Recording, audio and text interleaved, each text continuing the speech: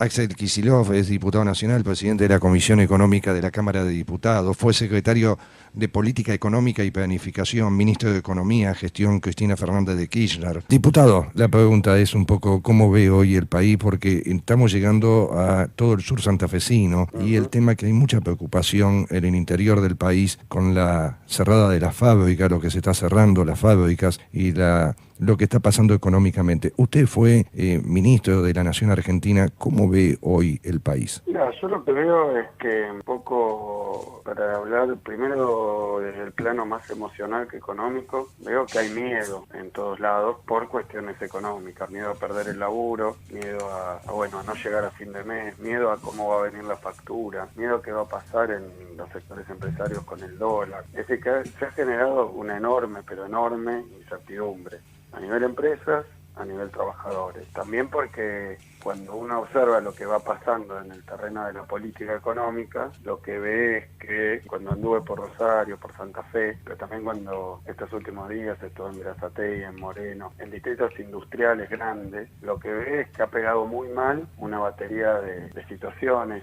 económicas que generó desde que asumió el gobierno. La primera y la más fuerte, me parece a mí, que es la caída de las ventas. Eso totaliza en casi todos los rubros dedicados a la demanda interna, digamos, al mercado interno, números que van desde el 30% hasta el 50% de caída de ventas. Hay algunos sectores que tienen otra situación, pero en todos los casos para abajo. Entonces, bueno, la caída de las ventas, de los ingresos, estoy hablando en volúmenes, en unidades, ¿no? Esa caída de ventas ha generado una cadena de suspensiones, despidos y a veces cierres, porque vino complementada con dos hechos que también están afectando muy mal a la industria y que son producto de la política económica. El primero de ellos es el tarifazo.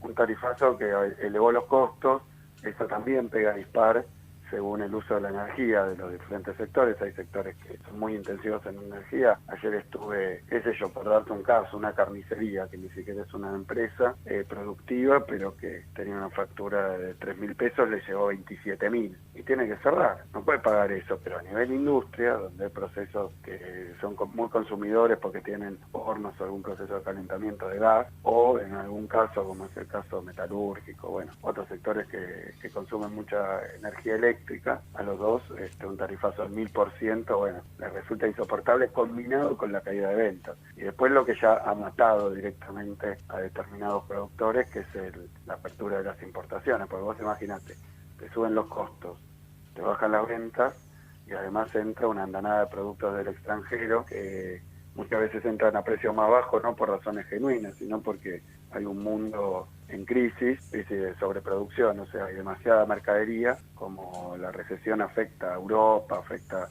también a Estados Unidos en alguna medida, a la propia China, bueno, el producto excedente, y eso hay que colocarlo, y se lo coloca a un precio a veces menor que los costos.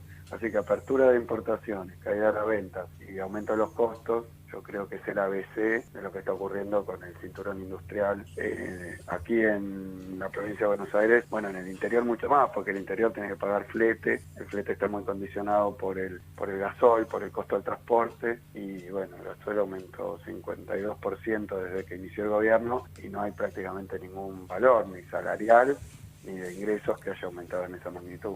Bien, vos estuviste en el proceso YPF, fuiste el generador del plan Ahora 12, programa Precios Cuidados, Procrear, el acuerdo del Club de París, digo, todo lo que se logró en ese momento determinado. Hoy es un -10, retrocedimos. Sí, a mí me parece que hay un primer elemento en el que retrocedimos más allá de todos esos programas que sí, que efectivamente fueron exitosos al punto que el propio Macri en campaña, todo lo que vos mencionaste, por decirlo en lenguaje popular, lo bancó. Es decir, que la gente votó a Macri pensando que esas cosas iban a seguir andando bien y le iba a seguir beneficiando. Claro que Macri también dijo que íbamos a vivir mejor, o sea, que no se iba a perder ningún derecho, que no se iba a perder las condiciones de vida, pero además que todo el mundo iba a andar mejor. Yo creo que ahí estuvo lo que yo llamo una enorme estafa electoral, que hoy lo que se empieza a ver es que se retrocede en todos los terrenos. Yo no sé si se perdió porque YPF sigue siendo nacional, lo mismo que Aerolíneas, lo mismo que ARSAT, pero cuando uno observa lo que está pasando en todas las empresas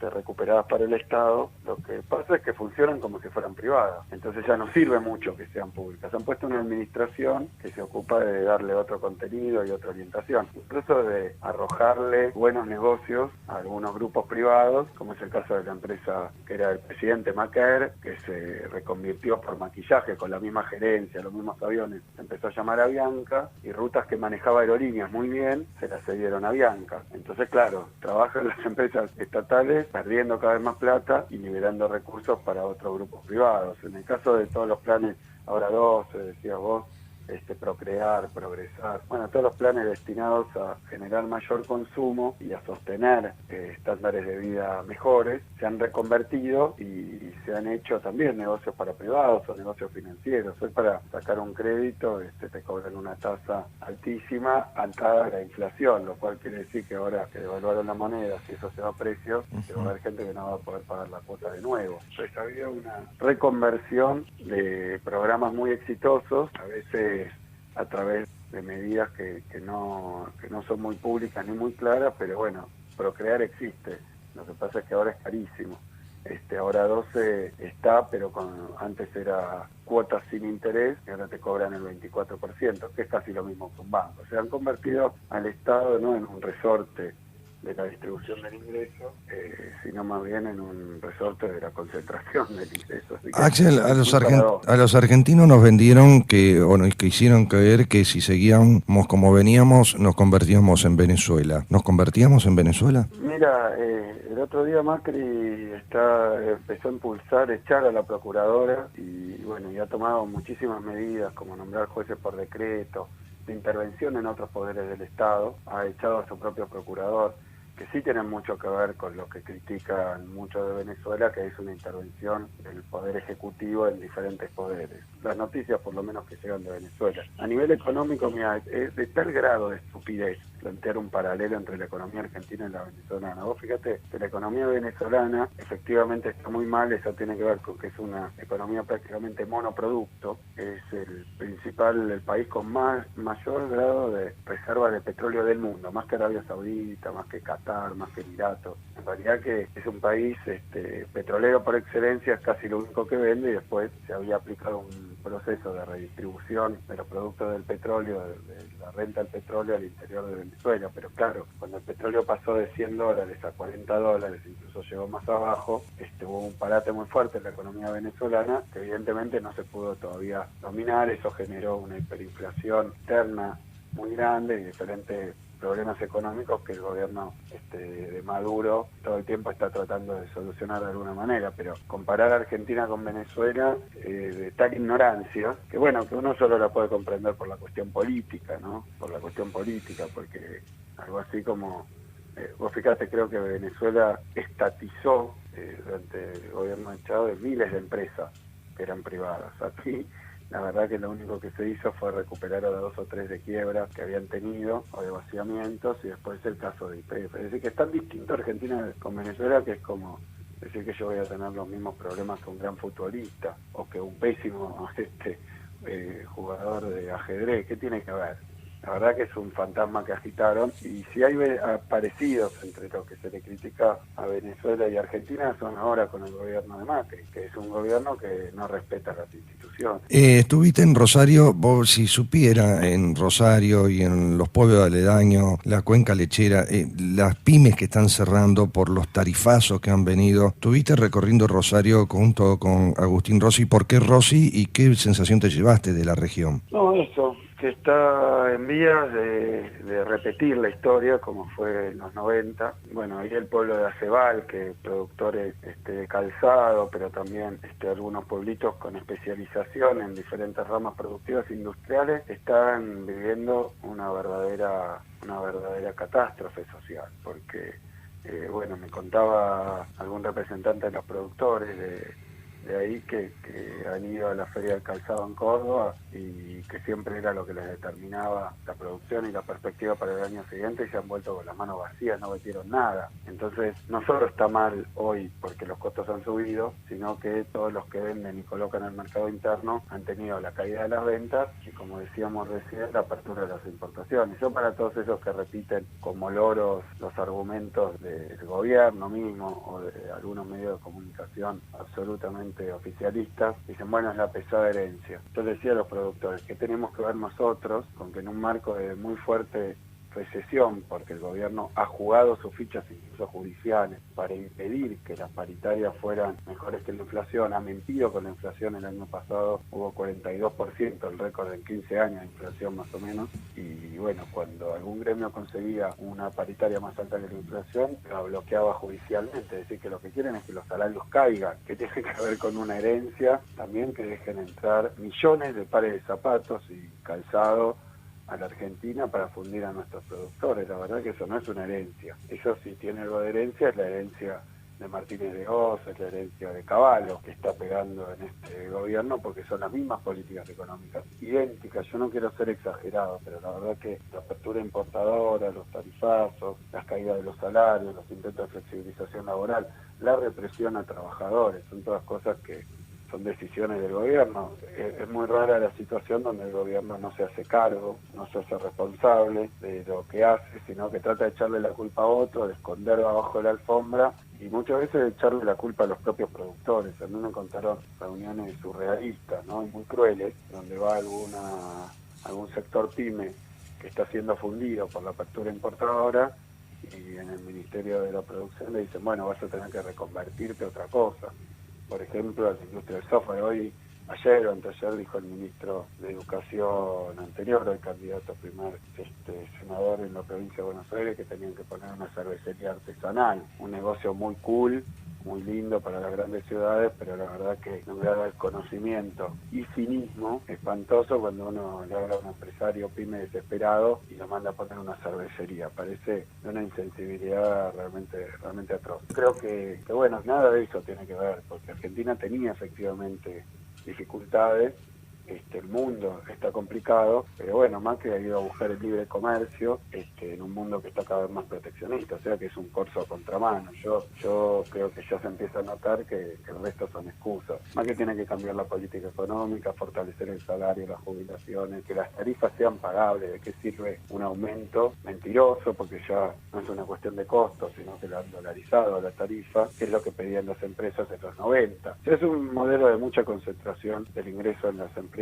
mucha pérdida en los sectores populares, trabajadores, jubilados, asalariados en general. Hasta hoy, última cortita. En el caso que en octubre la senadora candidata Cristina Fernández de Kirchner gane las elecciones, ¿en qué modifica, en qué puede llegar a cambiarle al ciudadano común esto? Yo te digo, como diputado nacional, creo que uno de los grandes problemas en este periodo ha sido que el Congreso funcionó mal, funcionó muy mal. ¿Por qué? Porque se supone que la democracia nuestra tiene 3 poderes y que los poderes deben contrabalancearse. En el caso particular del Congreso están directamente los representantes del pueblo, los diputados y de las provincias. ¿Para qué? Para que el Poder Ejecutivo no abuse del poder que tiene, no abuse con sus medidas de las provincias ni del pueblo en general. Entonces, el Poder Legislativo, a través de las leyes, a través de interpelaciones, a través de sus propias decisiones y pedidos de informe, debe incidir en que el gobierno nacional, el Poder Ejecutivo, no tome medidas en contra de los que nosotros representamos. Funcionó muy mal, digo, porque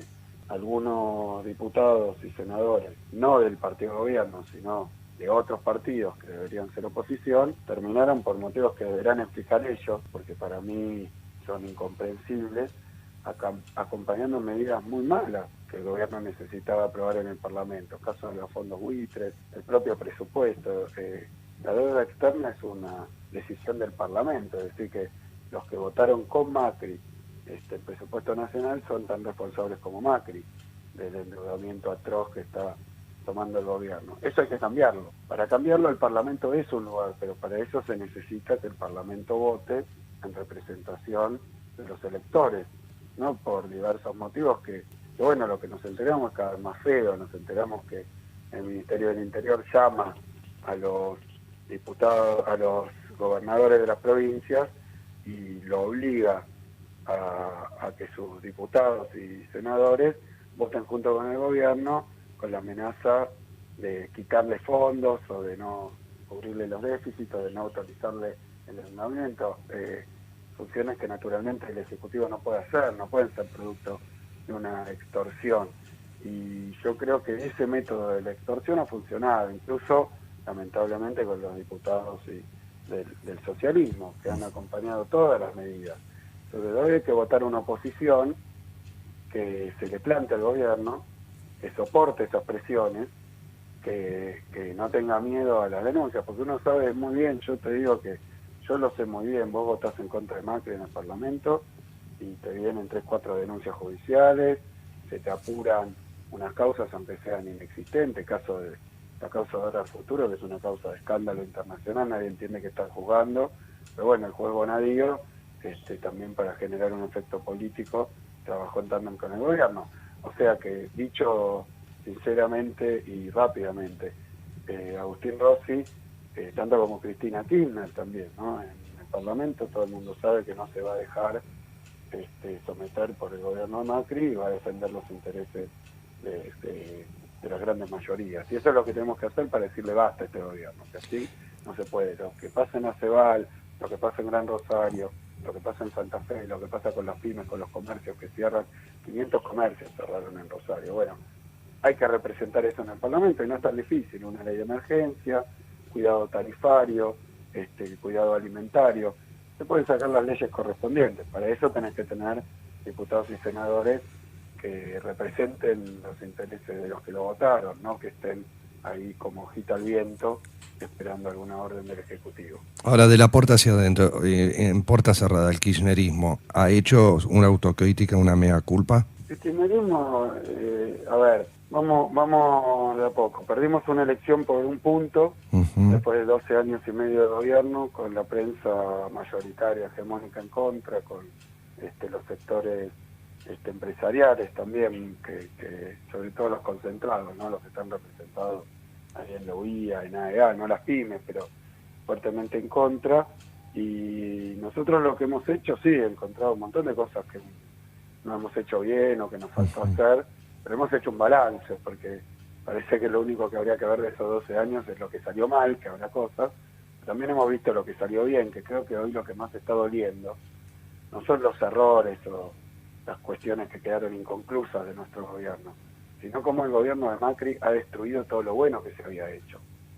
Entonces, ambas cosas, sí, por supuesto. Nosotros estamos, como siempre que uno pierde, digamos, una elección, se va a la casa, se junta con sus compañeros y se ha iniciado este año y medio una discusión interna fortísima, la cual algunos han decidido incluso apartarse del Frente para la Victoria, irse por otros rumbos o directamente jugar con el oficialismo. A mí me parece que, para sintetizar cosas como la inflación, ¿no? Que eran problemas que teníamos, que abordamos con precios cuidados, con diferentes medidas, conseguimos bajar a inflación de más o menos un 20%, estadísticas de la Ciudad de Buenos Aires, ¿no? Para no discutir estadísticas de Macri.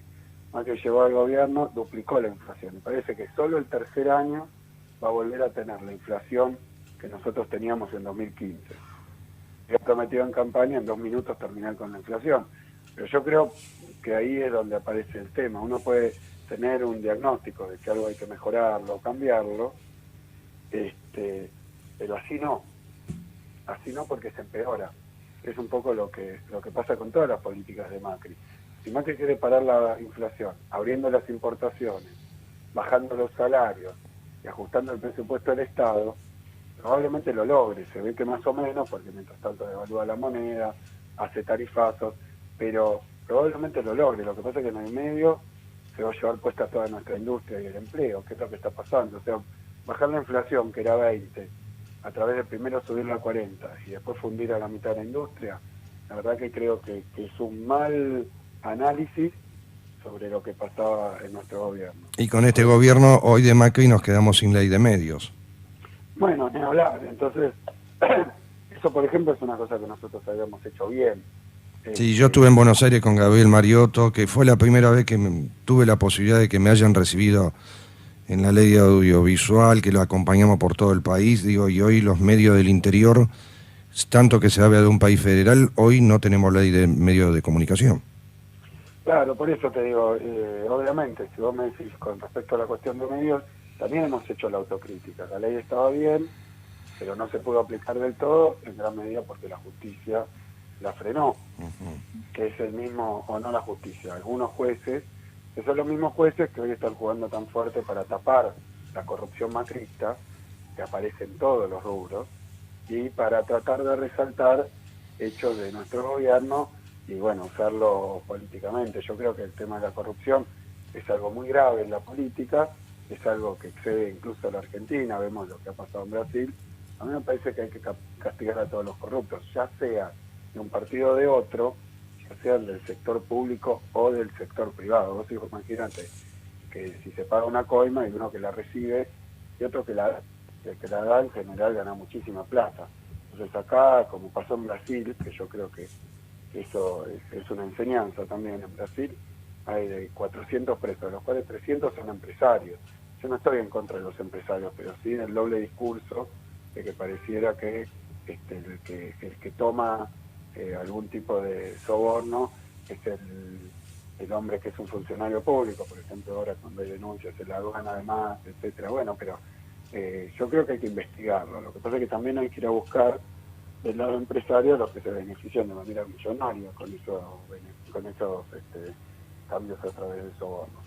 Así que bueno, es un tema grave, hay que enfocarlo y hay que solucionarlo dándole confianza a la gente. Somos muchos los que hacemos políticas sin nunca haber caído en ese camino, pero también es cierto que este es un país donde los empresarios están bastante acostumbrados a esa prepotencia, a pasarle por encima a los gobiernos, y una justicia que también, yo vi una encuesta el otro día, el 80% piensa que la justicia es corrupta. Entonces vos fíjate que tenemos que juzgar la corrupción de algunos funcionarios públicos, por ejemplo ahora lo del correo, etcétera, con una justicia que todo el mundo considera que no es sana. Como sabía que hoy te tenía, quiero cerrar y correrme de la parte política y preguntarte algo personal, si vos me lo permitís. Dale. Y cerrar ya la nota. ¿Cuál es el sentido de la vida, Axel? Epa. No, yo creo, mira... Para vos, ¿cuál es el sentido de la vida, Axel? No, yo creo que hay que transformar la sociedad. Yo creo que uno es un individuo, pero vive en una sociedad, y que la sociedad que tenemos es muy injusta, y por lo menos yo lo entiendo así. Para transformar la sociedad hay que hacerlo colectivamente y a través de... Y esa es un poco la vocación política que siempre he tenido y que mi familia afortunadamente comparte y acompaña. Los chiquitos, bueno, uno trata de preservarlos porque cada uno verá qué quiere hacer con su vida y todavía son muy pequeños, pero en lo que se refiere a mi familia tenemos ese punto de vista.